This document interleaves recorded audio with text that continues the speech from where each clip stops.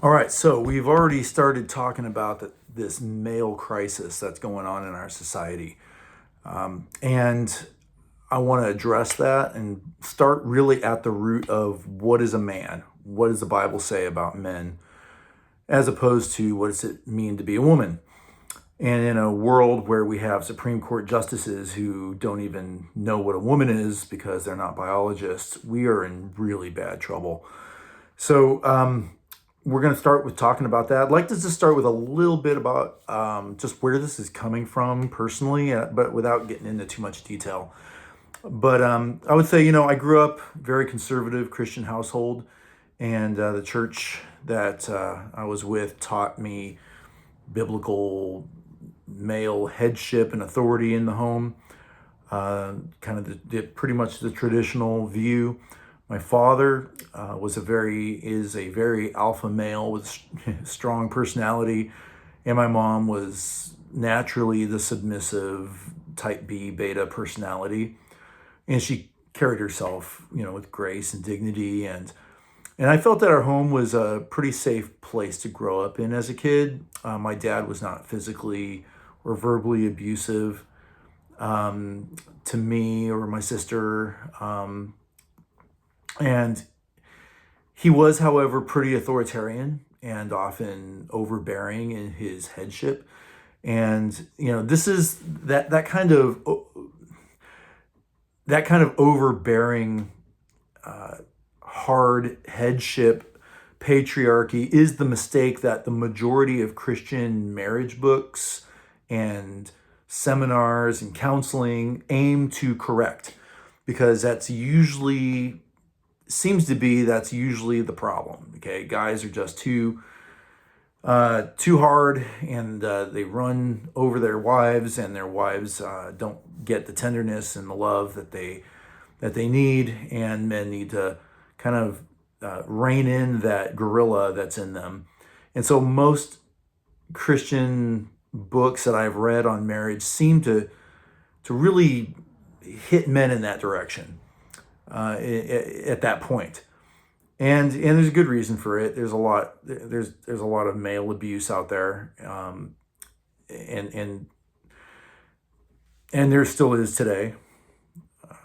Okay, so my dad probably would have benefited from those books early on in his marriage, and being that my dad was also in law enforcement, that tells you right there he was accustomed to being in charge and being obeyed.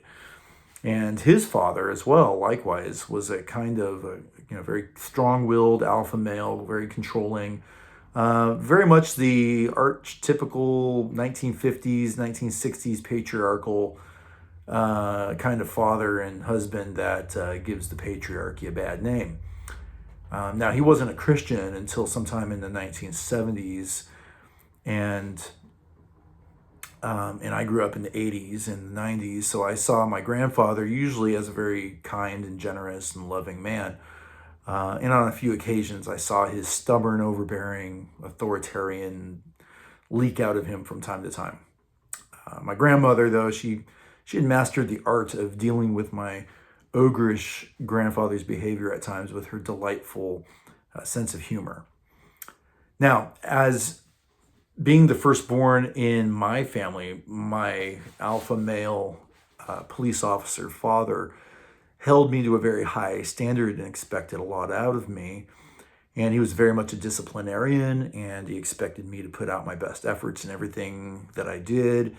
And he taught both me and my sister a good work ethic. When often people in our generation were considered the slacker generation, as I've heard it said. I learned a great deal about manhood from my father, and I'm grateful for that. Morality, self-control, initiative, hard work, endurance, pain tolerance, protectiveness of the weak, justice, respect, honesty, how to be a gentleman. Most of these virtues are also womanly virtues, and that are not exclusive to men. Um, so my sister, she also grew up to become a very accomplished person, and a good wife, and I think all that is due to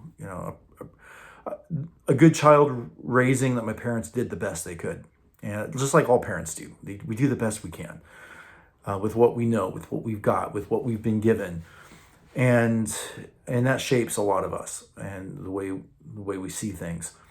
Now, somewhere along the way, the only major mistake I think my father made with raising me to be a man was that he demanded submission to his authority too heavy-handedly, and I became accustomed to just being comfortable with deference. So my mom and I had similar personalities, and I naturally became this beta male. I became more comfortable being agreeable and deferent and submissive to strong personalities. And I became uncomfortable taking the lead, being decisive, being assertive, even though I tried at times. I actually was the student body president in my senior year of high school, which was something I did just out of, I don't know, I think I just wanted the challenge, but I never felt comfortable being a leader. I never felt comfortable having a group of people and they're all looking at me and I'm having to give them direction. I never felt comfortable with that. I never felt comfortable being assertive, being decisive, taking the lead. I'd much rather sit back, let somebody else take the lead, tell me what to do, and I'll just follow. And it's just a lot easier, least resistance. And as a result, I became very unsure of myself and lacked confidence. And as I came of age and became interested in girls, there was this subconscious psychological program running in the background of my mind, like software, that would affect who I was attracted to and how I would interact with girls. And I'd later come out to find through a therapist that people are often attracted to somebody who represents the parent that they had the most problems with as a child. Now, I know that's not like a rule across the board, but I think that applied to me. And we subconsciously want to repair that relationship and find gratification in being loved by the one whom we felt least loved by. And I never felt unloved by my father, but I never felt I ever had his approval, and I longed for that as a young man. And so, I dated several girls in college and out of college, and didn't have a problem meeting girls. They were never really the kind of girls that I was really crazy about. I never felt worthy of those kind. Never felt like I could measure up to the hot cheerleader. It was like, nope, I'm that's out of my league. I can't get that kind of girl. And so, but I had no problem attracting nice, sweet, good quality girls that were interested in me, but they just didn't really excite me very much. They just didn't really do it for me. Especially if they liked me more than I liked them. And I think that's because of this lack of self-confidence. It was like I only got excited by the person that didn't like me that much because I wanted their approval. And it was like a subconscious replacement of my father. And that's a real screwed up way of thinking, but I think that's what was going on. So in my mid-20s, I met my wife, and she was and is just this most beautiful girl I'd ever seen. And I was immediately just attracted to her. And like I was just saying, she didn't really take to me very well. She did. She was nice to me. She was kind. But she really didn't seem interested. And she was a little, distant. And that intrigued me. That excited me. That was like, oh, I've got to win her over. I've got to get her to like me. If I can get her to fall in love with me, this girl that seems to be out of my league, seems to be there's this old 90s song that's like, she's so high above me, like Aphrodite, Nefertiti. It was like, that I remember like that kind of song went through my head. It was like, oh, she's so much better than what I could possibly ever get. It's my one chance. I got to get this girl. And And in doing that, I kind of sabotaged our relationship going forward. Now, I did win her over, and we did get married, and we've been married for 21 years now. But that dynamic did not serve us well, and all I'll say is that those things that are inside that never get fixed from your childhood ooze out of you and create problems in your relationship later. And most people just think, well, divorce is the only answer. We're not compatible. We don't belong together. I married the wrong person. And that's usually seems to be what most people do because it's the easy way out. And being that I grew up in a very a strong Christian home that believed in marriage and believed in not getting a divorce if at all possible, and being that I was also a pastor of a church at some point for a while, I had married people. I had counseled people who were having hard times in their marriage, and I look back now and I go, what in the world was I doing? I had no idea what I was doing. So with all of that, I was forced to go to find out what in the world is going on. What is wrong with me? What is wrong with this dynamic in our marriage? How can I get this fixed? And so I started doing a lot of just research. I do this often with whatever thing I'm faced with. I will binge research on something that I have a problem with or I'm trying to learn and just soak it up and eat it up. And I did that with marriage books and relationship books and anything that was remotely related to it, psychology, everything. Because I wanted my marriage to improve. I wanted it to, I didn't want it to end up a statistic. So that's kind of where this comes from. And the Bible, it has very few explicit instructions about male and female dynamics and how they're supposed to work, or about marriage. There's just these go-to Ephesians, and a couple of verses in Ephesians and in a few other places in the Corinthians and Philippians, and there's just this few things that just talk about marriage that are explicit. However, there's a lot more implicit instruction about how men and women are to interact, how they're to attract. A lot of that is more implicit than explicit. And when I look at biblical narratives from a lens of a male and female sexual dynamic, many helpful observations come to the top, but they're often overlooked, especially in Christian materials about marriage and about just manhood or whatever. So the Bible's not primarily a relationship self-help book. In fact, it's not primarily a history book or a science book or an archaeology book or a medical book or a psychology book. It's none of those things. Although whenever it does speak about those things, it is 100% accurate because it's God's word. But the Bible is a story of God creating a people for himself for the display of his own grace and glory. Ultimately, that's what it's all about, and how he gets that done, how he accomplishes that. And it shows us our way back to God to be redeemed. So that's the point of the Bible. But within it, there's all kinds of great information that is inspired by God that we can take to the bank, including whatever it says about family in male and female relationships. So that's what I want to get into here. And man, I'm already like 15 minutes into this. So I could either just keep going or, yeah, we'll just keep going. How's that? All right, so let's start at the beginning, right at the creation. I mean, where else are we going to start?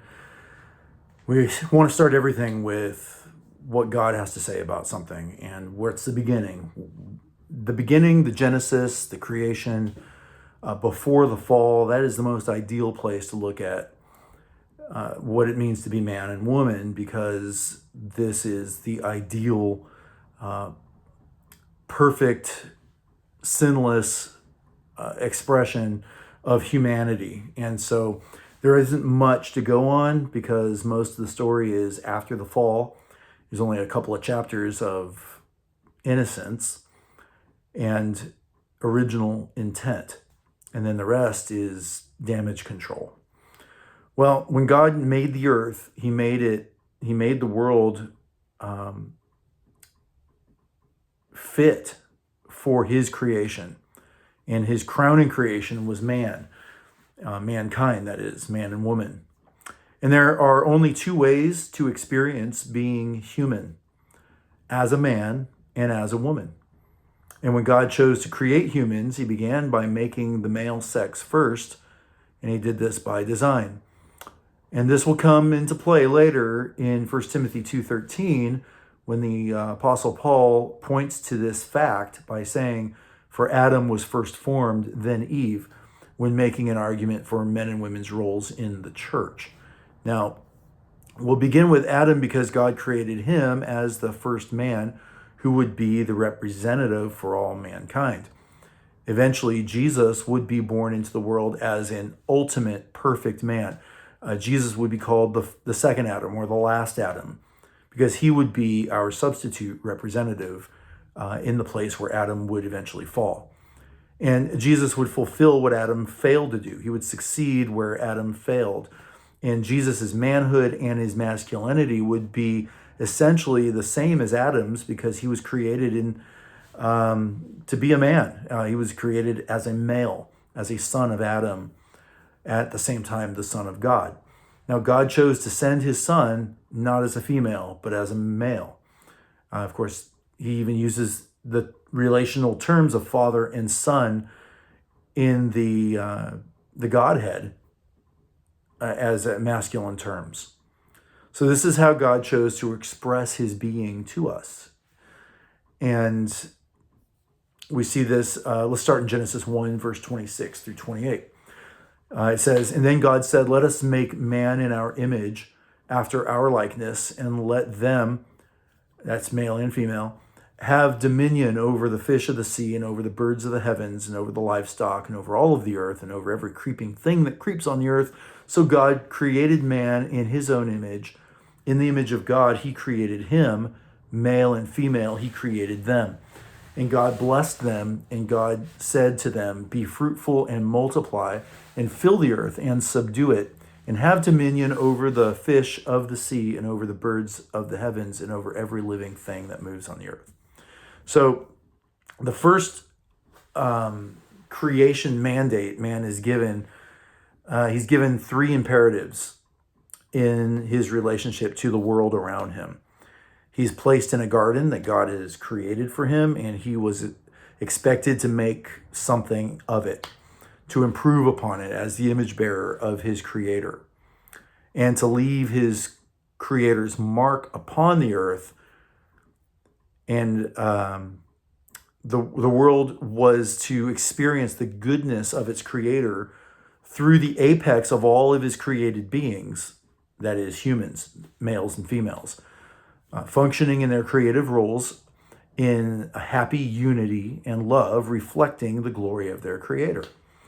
And the man is to lead by making appropriate decisions in line with the creator's will.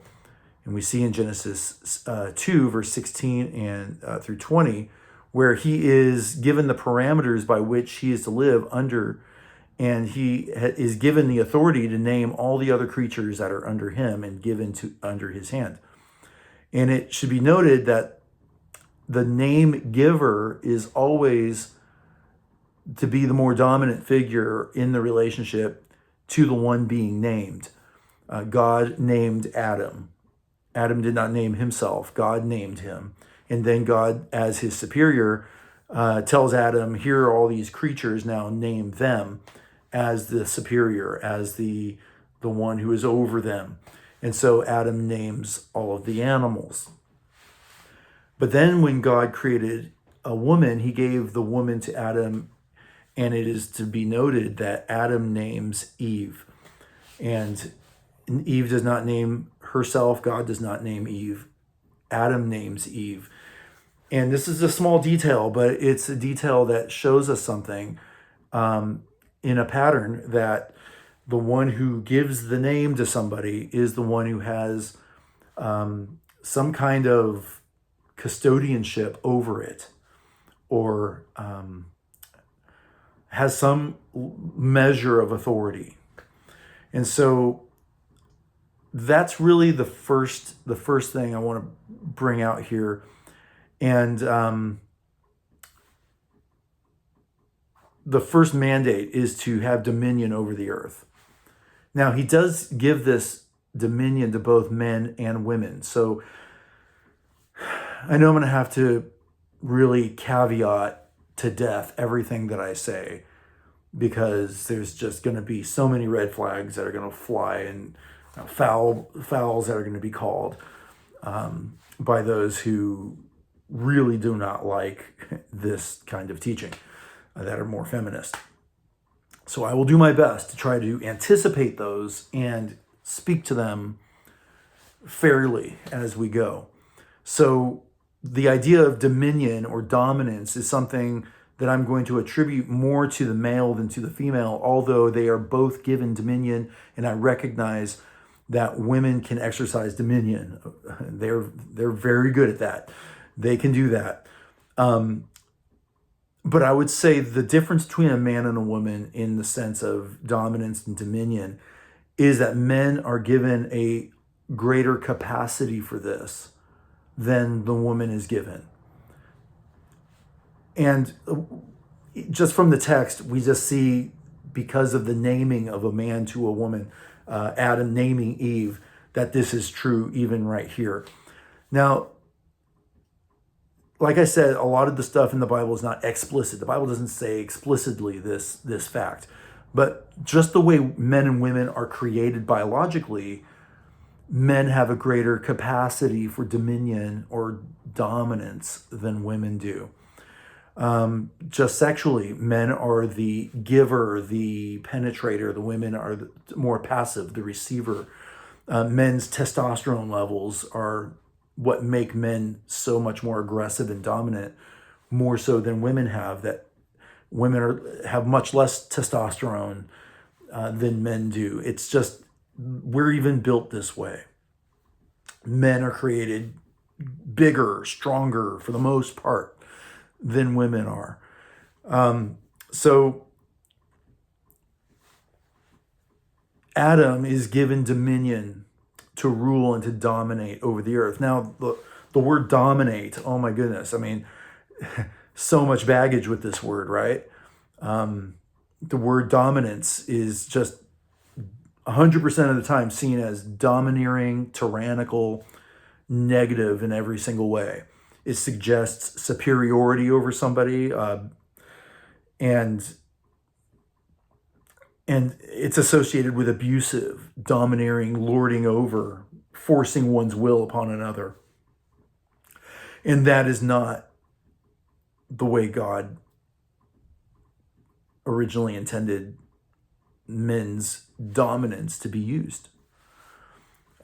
Jesus says this to his disciples in Mark chapter 10, verse 42, about how the Gentiles lorded over their subjects, and it is not to be so among you. It's not to be this way among you as believers. This is the way the Gentiles act. This is the way fallen humanity treats each other, lording it over each other. And so that's fallen human nature, and it's innately fallen masculinity as well. So the fallen nature of man naturally distorts dominance into subjection and slavery instead of service and protection. In God's design before the fall, having dominance meant to use the headship and influence and power to provide and protect for those under their care. And women are to also exercise this dominance in partnership with her husband to care for and not to enslave and lord over the animals and the creation, but to help them flourish. So Genesis 1:26 through 28 speaks of mankind, including both genders. God gave the earth to both men and women to dominate or to have dominion over it. And women are also given authority to have dominion over the earth. So I want to make sure that's clear. However, in the order of creation, the man is given dominion first before the female is created. And then the next point we'll see here is that the women's role of dominion is clearly laid out by God in relation to her role with the man, particularly in the context of marriage. So Genesis chapter 2, verse 18 says, "Then the Lord said, 'It is not good that man should be alone. I will make him a helper fit for him.'" And this is where the woman comes into the picture. The woman's role would be that of a support and a help as a man goes about his mission of taking the dominion over the earth. And there's no question that men and women are equal in value, equal as image bearers of God. Feminism claims that they want equality, and Christian feminist organizations such as CBE, Christians for Biblical Equality International, they state this on their website. "We believe the Bible, properly translated and interpreted, teaches the fundamental equality of men and women of all racial and ethnic groups, all economic classes, and all ages based on the teaching of Scripture." End of quote. All right, well, equality if that's what it says, I agree with that. But equality in kind of the feminist or liberal groupthink does not simply mean equal in value or equal in dignity, but it is equal in function. It is equal in every way, in a sense of flattening out, ironing out the God-given differences in almost every way imaginable, so that the two sexes are interchangeable and the differences are almost insignificant. And they deny male roles and female roles by assigning those roles to just nothing more than cultural baggage from a male-dominated oppressor. And I deny that modernistic definition of masculinity and femininity. There are clear differences that complement each other in a way that God designed, and fallen man has been in rebellion against that ever since. So the first characteristic of being male is to be the greater capacity for dominance than the female. We share, male and female, we share so much. I mean, we share so many things together, but there's a difference. I mean, it's undeniable. Men can nurture, but women have a greater capacity to nurture, as they are designed for motherhood, and they have a capacity with their own bodies to nurture in a way that a man does not have and cannot have. And, it just needs to be stated now as if it's some new information, because our culture has tried to just flatten everything. So dominance and dominion, although women do have that capacity, men have a greater capacity for this. So, and again, let me just make it clear again, as I have to caveat this thing to death. I'm not talking about a domination over a woman in terms of forcing a will on another. Authority has been given to men in many aspects of God's created order, and men are to have a headship role in their shared dominion of the earth before a woman was even created, and man was created from the earth to rule it as God's representative. And he was not made for the woman. The Bible says in 1 Corinthians 11:9, the woman was made for the man.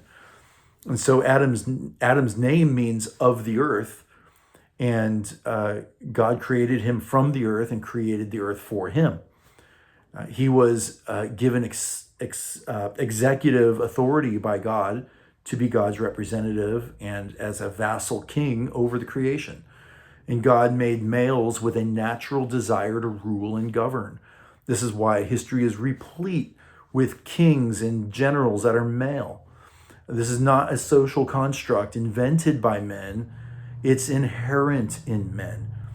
Even in the animal kingdom, most male animals are the dominant sex.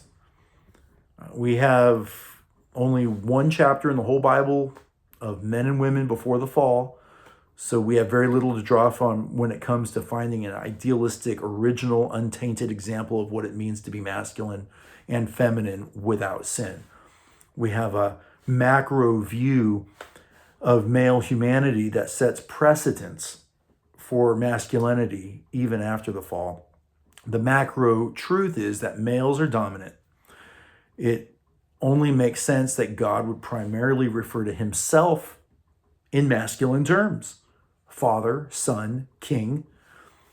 And God refers to himself sometimes in female terms, like a female hen who gathers her chicks. God is referred to himself that way as well. But that is much, much less. He primarily uses himself or speaks of himself in male terms. The first male was made in God's image and was assigned the dominant attribute from God. The naming of the animals and the naming of Eve supports this. Like I just said earlier, when Adam says, "She shall be called woman," he is giving a name to her. This is important in the context of Genesis 1 and 2, because in that context, the original readers would have recognized that the person giving the name of the created things is always the person who has authority. So according to, just Orthodox Christian theology, God is a triune being, one God who is three co-equal persons and distinct roles within himself. And even within the Trinity, the three persons who are equal in essence have dominant and subordinate roles. And it's no surprise that God created this built into his image bearers as well. So I understand that just the mention of the feminine association with any assigned static role, especially that which is a subordinate or in submission, is a huge offense to Western feminist culture. And it offends the senses to the point of being really unable to even have a reasonable exchange of ideas with an opposing view. But I am arguing that this role is not negative. It is not inferior. It is not victim in nature. The persons of the Godhead willingly and gladly exchange or engage in submission to one another in their appropriate roles and allow the other person to flourish in their role and their purposes, having one mind in unity. And if God can do this and we're made in his image, we can do this. And this kind of love and unity is what man and women really long for but cannot achieve because of the fall in Genesis 3, which we'll get to later. So let me quote something that John Calvin wrote in his commentary on creation. He said, "I confess indeed that in the present corrupt state of the human race, God's blessing, as here described, is not often seen and amounts to little. But we must keep in mind the reason for this evil. We have perverted the order of nature instituted by God. If God still had today the wholeness which he had in the beginning," that is the wholeness of his creation, "God's ordinance would be fulfilled and the sweetest harmony would reign in marriage. For man would look to God, and woman, equally faithful, would be his helper. Being both of one mind, they would cherish an association no less holy than friendly and peaceful.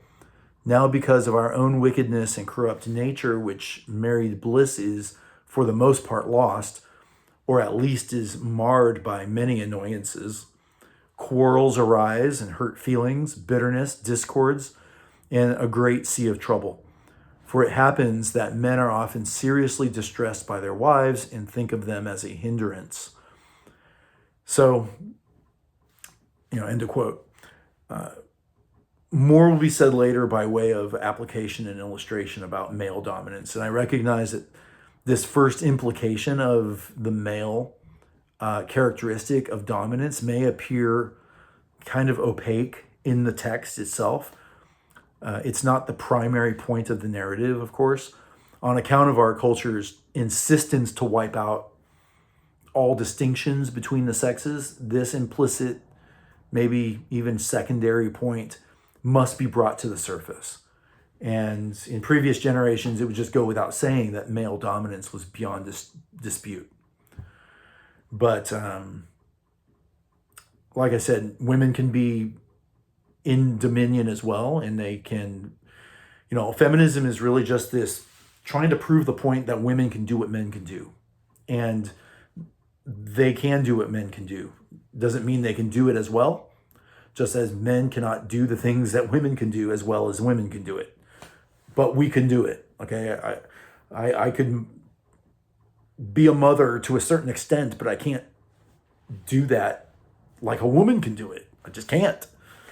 I can nurture the best I can, but I'm not going to do it like a woman can do it. I'm limited by my sexuality. I just can't. And a woman is limited by hers. She can't do what a man can do to the extent that a man can do it. We're made differently. And that just needs to be brought to the surface here. Dominance, having dominion, ruling, leading. That's something that men are inherently given a greater capacity to do than women. And that's just from the creation, from the beginning. We're going to see this in the life of Jesus as well. We're going to look at where he takes dominion, where he dominates, and he does so with perfect, sinless beauty. So I'm looking forward to that. All the other examples we have of this are all tainted with sin, and this is why it's such a problem for us. But we do have an example. Anyway, I think I'll just leave that here at this point, and that'll be the first attribute of manliness that we'll talk about here. And we'll get to the next one from the creation in the next video. All right. Please leave a comment. Please chew me out, whatever. I'm not going to get offended. Tell me your opinions. I'm willing to have gracious conversations over this, even if you're a feminist, even if you're egalitarian. I love you as a brother and sister in Christ if you're Christian, and I've learned a lot from those who have that point of view. I've been challenged, and we will look at some things that have been written by egalitarian Christians and some of the objections they bring up as we go along. So, all right, God bless, peace out, see ya.